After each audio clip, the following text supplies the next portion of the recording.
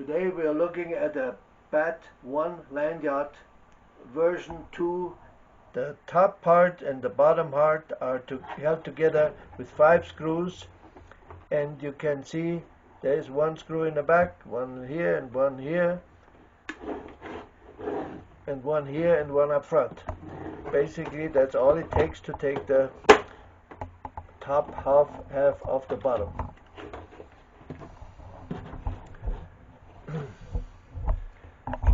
The top part of the hull has the on-off switch connected to it, which is the on-off switch right here.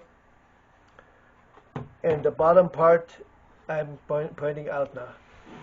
In the back we have the plate with the threaded part of the center, where we attach the rear axle to. The next part is the battery box, which is fairly tightly secured with those blocks, and then since sometimes land sailing gets pretty rough, the battery box is tied down with a rubber band. The box takes 4 AA batteries, and here is the spot where you attach your receiver unit. This is the servo for the steering control, and the steering push rod is already attached to it.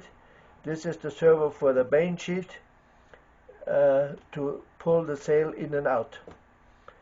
This is the mast step for the Bat1. There's also a mast step for the Bat2, but for the Bat1, just forget about it. The antenna wire feeds into this tube here. So it's all laid out. Basically, those are the wires which go onto the receiver. So for the two different servos, and that's pretty much it. And this obviously, this wire connects to the on-off switch, and then the other side connects to the receiver. You put it back together, put the main sheet through here, match those things up,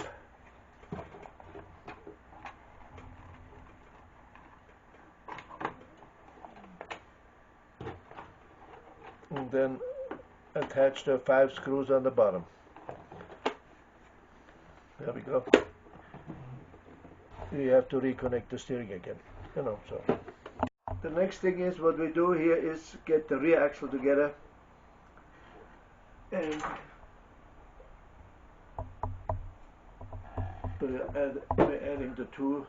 Those nuts are adjusted so you can tighten them by hand, but if you don't like using the hand, you can always use a 11/16 socket or a wrench to tighten those up, which is very important for land sailing, to cut down the drag on the wheels.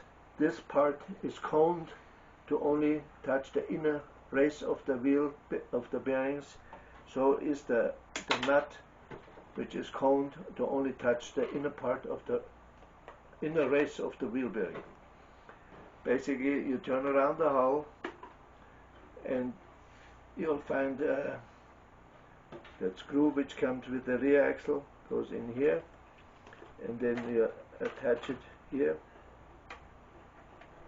with a Phillips screwdriver. Very simple and very quick. Okay, we're gonna put the mast onto the sail, the Bat1 sail, as you can see right here. Okay, we start out with the top part and feed one loop after the other into the sail.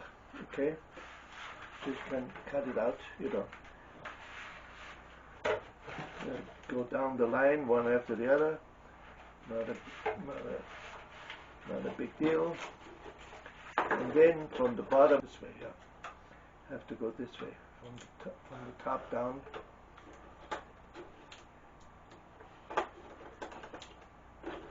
then connect those two together. Okay, you can use a drop of glue here to keep it from separating. And then we slide the whole thing all the way down, and then attach the top with that little twist wire to the skid plate of the mast on top. And if you want to do something extra nice, then you can stick those ends into here, and that makes it look a little better.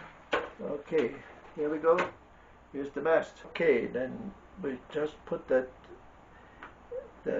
mast into the mast step of the Bat1, and keep in mind it's slightly bent backwards, so it's not going straight down. Then we attach the forestay to the little gadget up front here, to the clip up front, and it's very simple. And basically what we have to pay attention is that first of all the boom is as close as possible to the hull, and second, adjust the main sheet. But this is in a later session for this goes basically the main sheet goes through the hole in the boom here.